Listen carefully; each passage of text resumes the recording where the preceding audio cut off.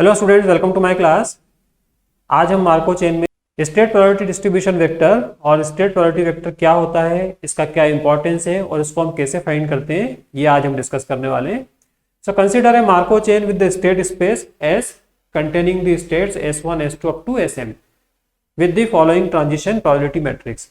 तो यहाँ पर आपको एक ट्रांजिशन प्रोबेबिलिटी मैट्रिक्स दिया हुआ है, एक मार्को चेन है जिसमें स्टेट्स है S1, S2 up to Sm। तो इस मार्को चेन में आपको पता है कि मल्टी स्टेप ट्रांजिशन प्रोबेबिलिटीज कैसे फाइंड करते हैं। हम multi step transition probability find करने के लिए हम इस ट्रांजिशन प्रोबेबिलिटी मैट्रिक्स का square, cube and higher powers लेते जाते हैं। सो स्टेप n में अगर आपको ट्रांजिशन प्रोबेबिलिटी मैट्रिक्स फाइंड करना है तो आप इसमें सिंपली इसको n टाइम्स मल्टीप्लाई करते हो and you find p to the power n। तो वो होता है transition probability matrix after n periods. Suppose you have this PIN as probability that system is in state SI at nth step। इसका meaning है probability that system is in state SI at step n। Then this vector Rn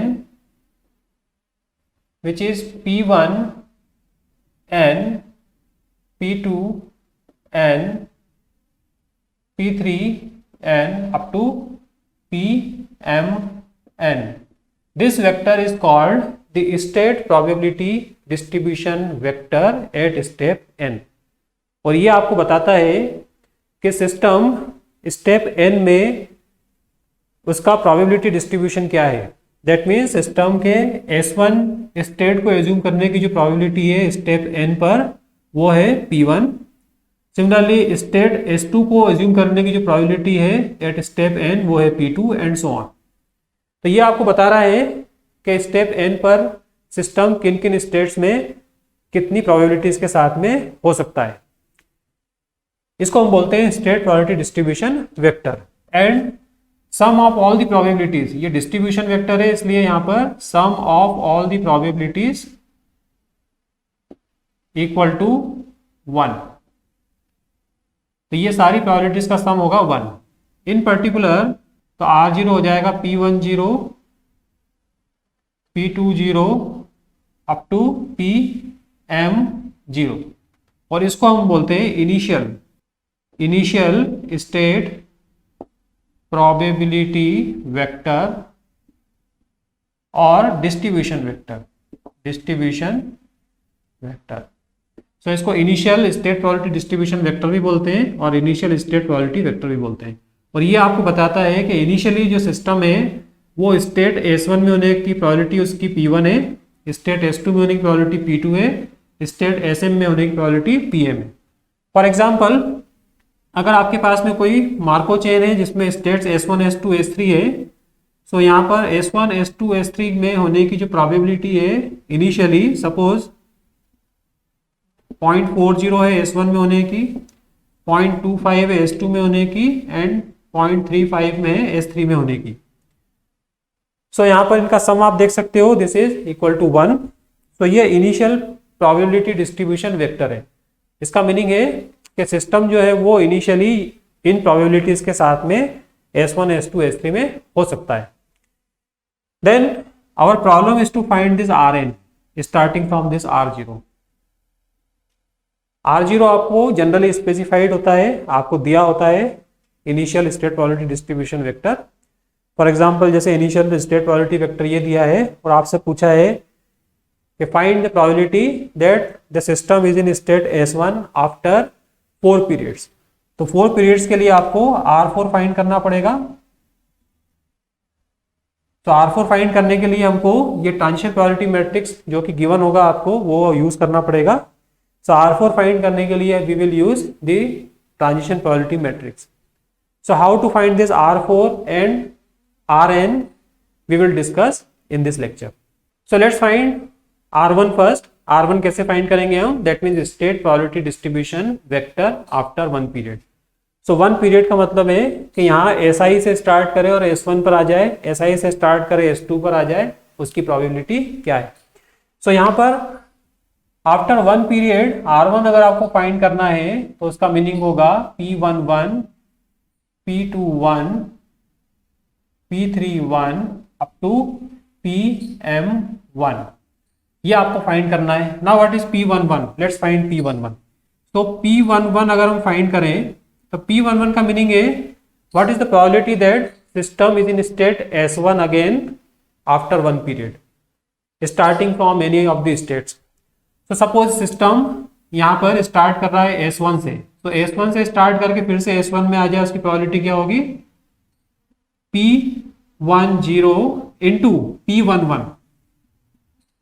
so P11 की value P10 into P11 because system S1 से start कर रहा है और S1 में आ रहा है, तो S1 में होने की प्रोबेबिलिटी P10 है एंड ट्रांजिशन प्रोबेबिलिटी है P11। So this is the probability that system starting from S1 and it is again in S1, but starting S1 से नहीं होकर अगर S2 से हुई, यहाँ पर अगर S2 है तो ये हो जाएगा P20 और सिस्टम फिर से S1 में हो तो P11। तो इसमें हम और करेंगे, if system starts with state S2 initially and transition probability S2 to S1 is P21। Similarly system में स्टार्ट फ्रॉम S3 से स्टार्ट करके S1 में जा सकता है, तो यहां पर आएगा P30 into P31 and so on. So यहां पर आपको जो P11 है वो आपको मिलेगा ये summation, P11 is nothing but PM0 PM1। तो ये सारे पॉसिबल केसेस हैं जिससे सिस्टम n इक्वल टू 1 पर S1 में आ सकता है, S1 से S1 हो सकता है, S2 से S1 हो सकता है, S3 से S1 हो सकता है, S4 से S1 हो सकता है, Sm से S1 हो सकता है। तो ये जो समेशन है, this summation gives P11। Now we find P21। तो P21 क्या है यहाँ पर, P21 का मीनिंग है the probability that system is in state S2 at step 1 और after one period. So P21 find करने के लिए क्या करेंगे हम, again we explore all the possibilities. System start कहां से करता है, सपोज सिस्टम S1 से स्टार्ट करता है with probability P10, so P10 and then system S1 to S2 जा रहा है, सो P12। अगर स्टार्टिंग S2 से है सो P20 इंटू P22। अगर स्टार्टिंग S3 से है सो P30 into P32 and so on. अगर स्टार्टिंग Sm से है then PM0 into PM2। Similarly P31 क्या होगा, P31 is the probability that the system is in state S3 after one period। So again हम सारी possibilities explore करेंगे। अगर system S1 से स्टार्ट करता है तो क्या होगा S1 to S3, so S1 की प्रोबेबिलिटी है P10 और ये हो जाएगा P13 प्लस अगर सिस्टम S2 से स्टार्ट करता है then this will B P23। इस सिस्टम अगर S3 से स्टार्ट करता है then this will be P33 and so on. System अगर M से स्टार्ट करता है Sm से so this is M3 and so on। so in general हमारे पास में PM1 की जो वैल्यू आएगी वो आएगी P10 P1M then P system 2 से स्टार्ट करता है स्टेट 2 से, सो P20 देन P2M।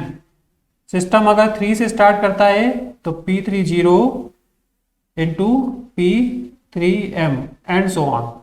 सिस्टम अगर M से स्टार्ट करता है PM0 एंड PM। सो इस समेशन को अगर आप केयरफुली ऑब्जर्व करो तो P1 क्या है, यहाँ पर जो एंट्री आ रही है P11, this P11 is nothing but this vector multiplied with the first column. आप वेरीफाई करो P10 into P11 into P11 then P20 into P21, P20 into P21, P30 into P31 and so on। तो ये जो entry है P11 this is nothing but multiplication of this vector with this matrix. तो first column के साथ में इस vector का मल्टीप्लाई किया तो P1 मिल गया। सिमिलरली P21 अगर आप वेरीफाई करो, सो P21 is nothing but multiplication of this vector with the second column. तो सेकंड कॉलम के साथ मल्टीप्लाई किया हमने P10 into P12, then P20 into P22। सो ये वाले जो एंट्रीज हैं P11, P22, sorry P21, P31, PM1, these are nothing but ordinary multiplication of this vector with this transition probability matrix. So this can be written as R0 into P।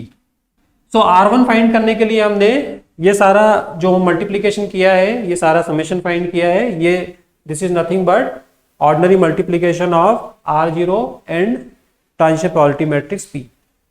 तो R1 find करने के लिए आपको ये सब करने की जरूरत नहीं है, ट्रांजिशन डायग्राम वगैरह बनाने की। You just write R0 into P। Now how to find R2।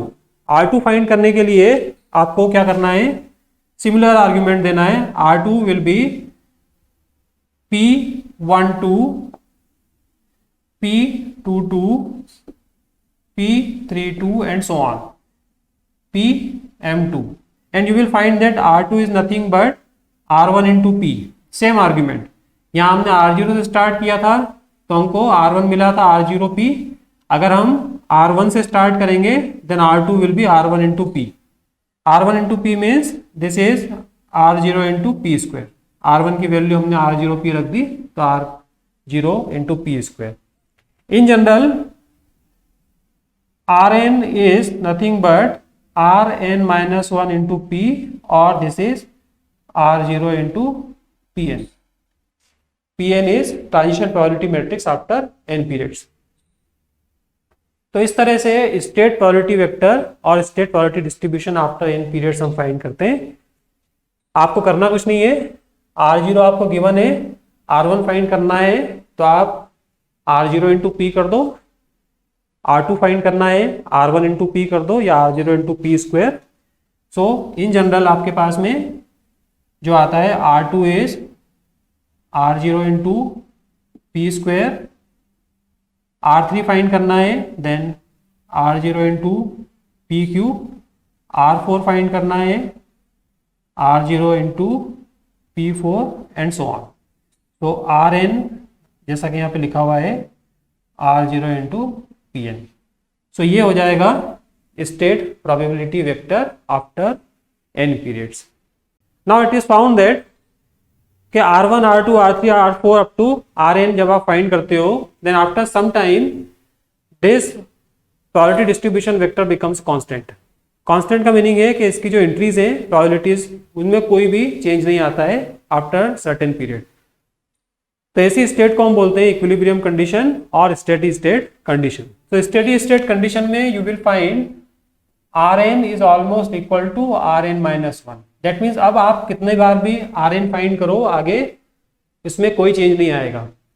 That means सारी प्रोबेबिलिटीज जो है वो स्टेबलाइज हो जाती है। ऐसी स्टेट को हम बोलते हैं स्टेडी स्टेट कंडीशन और इक्विलिब्रियम कंडीशन। सो इक्विलिब्रियम कंडीशन में Rn कैसे फाइंड करना है वो हम इस तरह से फाइंड करते हैं कि सपोज एट इक्विलिब्रियम और steady state condition the state probability vector is x1, x2, x3 up to xm। Suppose equilibrium condition में ये है। सो यहाँ पर ये कंडीशन हम यूज करें तो क्या होगा, then Rn is almost equal to Rn minus 1 implies x1, x2, x3 up to xm is equal to again x1, x2, x3 up to xm into p, because Rn is equal to Rn minus 1 into p। ये हमने अभी prove किया था। So Rn equal to Rn minus 1 into P. Rn and Rn minus 1 दोनों same है तो उससे हम ये मैट्रिक्स इक्वेशन बना सकते हैं। Solving this we get the steady state probability vector x1, x2, x3 up to xn। तो यहाँ पर ये सॉल्व करने के लिए हम ये वाली कंडीशन भी यूज करेंगे। ये वाली कंडीशन बहुत इंपॉर्टेंट कंडीशन है। सो solving this matrix equation along with this condition we find the steady state probability distribution vector Rn। अब आपको पता नहीं है कि स्टेडी स्टेट कब आ रही है, बट ऑब्जर्वेशन ये है कि कुछ समय के बाद में ये सारी प्रोबेबिलिटी स्टेबलाइज हो जाती है। So look at this example. इस एग्जांपल में आपको क्या दिया है, a man is at an integral point on the x axis between the origin and the point 3। तो 0 एंड 3 के बीच में वो कहीं पर है।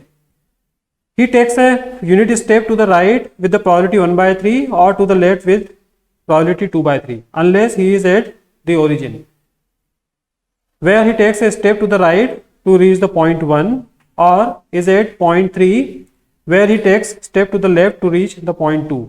What is the probability that he is at the point 1 after 3 walks and at the point 2 in the long run? So what is the situation? Situation ये है कि person 0 से लेकर 3 के बीच में कहीं पर इंटीग्रल पॉइंट पर है, दैट मीन्स ये 1 पर है या फिर 2 पर है।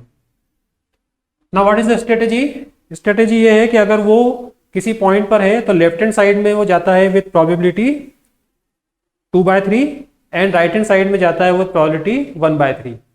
सो आपको बताना है कि after 3 walks what is the probability that he is at point 1 and what is the probability that he is at point 2 in the long run. अगर इस तरह से वो करता जाएगा तो लॉन्ग रन में क्या होगा ये आपको बताना है। So first of all we construct the transition probability matrix. So what is the TPM?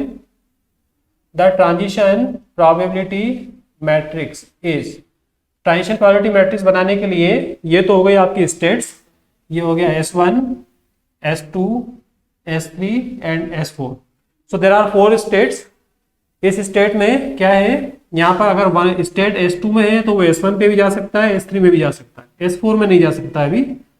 Similarly वो S3 स्टेट में है या यहाँ पर है तो वो S2 पे जा सकता है, S4 पे जा सकता है एंड सो ऑन। तो ये स्टेट्स जो है इनके बीच का स्विचिंग आपको बिहेवियर दिया है। So the TPM is, states है 0, 1, 2, 3, यहाँ पर 0, 1, 2, 3। सो 0 to 0 प्रोबेबिलिटी 0 है। अगर वो 0 पर है तो उसके पास एक ही ऑप्शन है कि वो 1 पे जाएगा राइट हैंड साइड में और उस पे जाने की प्रोबेबिलिटी हो जाएगी 1, because there is only 1 option. अगर वो 1 पर है पर्सन तो 1 से वो 0 पे भी जा सकता है एंड 2 पे भी जा सकता है। तो प्रोबेबिलिटी क्या है 1 पे आने की, 1 से 0 पे आने की प्रोबेबिलिटी क्या है 2/3, क्योंकि वो लेफ्ट हैंड साइड प्रोबेबिलिटी 2/3 से जंप करता है और राइट हैंड साइड में 1/3 से। तो 1 से 0 पे आने की प्रोबेबिलिटी 2/3, 1 से 1 पे आने की 0, 1 से 2 पे जाने की प्रोबेबिलिटी है 1/3, 0, बिकॉज 1 से डायरेक्ट वो 3 पर नहीं जा सकता है, यूनिट स्टेप लेता है इसलिए। सिमिलरली अगर वो 2 पर है तो 2 से 1 पे जा सकता है या 3 पे जा सकता है। तो 2 से 0 पर नहीं जा पाएगा, 2 से 1 पे आने की जो प्रोबेबिलिटी है वो 2/3 है, 2 से 2 पे 0, 2 से 3 में 1/3, क्योंकि राइट हैंड साइड में वो जाता है 1/3 प्रोबेबिलिटी से। सिमिलरली अगर वो 3 पर है तो यहाँ पर 3 से 0 में नहीं जा सकता है, 3 से 1 में नहीं जा सकता है, 3 से वो बस 2 में आ सकता है। तो ये जो प्रोबेबिलिटी है वो 1 हो जाएगी। So this is the transition probability matrix. इस तरह से ट्रांजिशन प्रोबेबिलिटी मैट्रिक्स मिलेगा। Now what is given initially? Initially R0 means initially वो क्या है 1 या 2 पर है, 0 पर नहीं है, 3 पर नहीं है। तो 0 पर नहीं है इसलिए प्रोबेबिलिटी 0, 1 या 2 पर है, दैट मीन्स दोनों पर होने की जो प्रोबेबिलिटी है दोनों में से किसी एक पे 1/2 1/2। सो ये 0 एंड 3 पे होने की जो प्रोबेबिलिटीज है वो 0 है, बिकॉज इट इज गिवन कि पर्सन जो है वो 1 या 2 पर है, 0 एंड 3 के बीच में किसी इंटीग्रल पॉइंट पर है। तो 0 एंड 3 के बीच में दो इंटीग्रल पॉइंट है 1 एंड 2। सो इनिशियली आपको ये दिया है। सो आफ्टर 3 वॉक्स, सो आफ्टर 3 वॉक्स क्या होगा, we have to find this R3 is R0 into PQ। So R0 आपको पता है, दिस इज 1/2 0 एंड इसका आपको क्यूब फाइंड करना है, 0 1 0 0 2/3 0 1/3 0 0 2/3 0 1/3 0 0 1 0। सो इसका क्यूब फाइंड करेंगे तो आपको R3 मिल जाएगा। सो R3 जो वेक्टर आएगा वो आएगा 8/27, this is 11/27, 11/54 and 5/54। Therefore, P13 is 11/27. इसका मीनिंग है after 3 walks he is at 0.1. So after 3 walks he is at 0.1. Probability is 11/27. Now in second case, in the long run में क्या होगा अगर इस तरह का वो वॉक लेता है? So in the long run, suppose the state probability distribution vector is x y z w. तो लॉन्ग रन में अगर ये x y z w है तो हम ये इक्वेशन सॉल्व करेंगे। लॉन्ग रन में Rn equal to Rn minus 1 होता है, तो उससे हमको ये इक्वेशन मिलेगी। So solving this equation we get the following 3x minus 2y equal to 0, 3x minus 2y equal to 0। ये कैसे आया? यहाँ पर हम इसको मल्टीप्लाई करेंगे तो आएगा ये 2/3y इक्वल टू x। तो फर्स्ट इक्वेशन बनेगी x इक्वल टू 2/3y, उसको सॉल्व करेंगे तो ये आएगा। सेकेंड इक्वेशन आएगी आपकी 3x minus 2y plus 3y plus 2z equal to 0। Equation कैसे आएगी? ये इक्वेशन आएगी इस वेक्टर का मल्टीप्लीकेशन इस कॉलम में करेंगे तो आएगा आपको x plus 2/3z equal to y। तो इसको सॉल्व करने पर ये इक्वेशन आएगी। थर्ड इक्वेशन आएगी आपकी y minus 3z plus 3w equal to 0। ये इक्वेशन कैसे आई? जब आपने इस वेक्टर को इस कॉलम से मल्टीप्लाई किया तो यहाँ आएगा 1/3y plus w equal to z। Then fourth आएगी z minus 3w equal to 0 and x plus y plus z plus w equal to 1। So ये इक्वेशन कैसे आई है? यहाँ पर हमने इस वेक्टर को इस लास्ट वाले कॉलम से मल्टीप्लाई किया तो आएगा 1/3z इक्वल टू w। तो इस तरह से 4 इक्वेशंस मिली है आपको, और together with this condition solving this what we get, solving all this we get this state probability vector is 2/7, 3/7, 3/14 and 1/14। So long run में क्या होगा? 0 पे होने की प्रोबेबिलिटी है 2/7, 1 पे होने की प्रोबेबिलिटी है 3/7, 2 पे होने की प्रोबेबिलिटी है 3/14 एंड 3 पे होने की प्रोबेबिलिटी है 1/14। तो इस तरह से आपको जो भी इंफॉर्मेशन चाहिए वो आप फाइंड कर सकते हो। So what is the probability that he is at 0.2 in the long run? वो है 3/14। सो इस तरह से आप लॉन्ग रन में क्या प्रोबेबिलिटीज होगी वो फाइंड कर सकते हो। So this is how we find state probability vector after number of periods or in the long run. So I hope you understood. Thank you very much.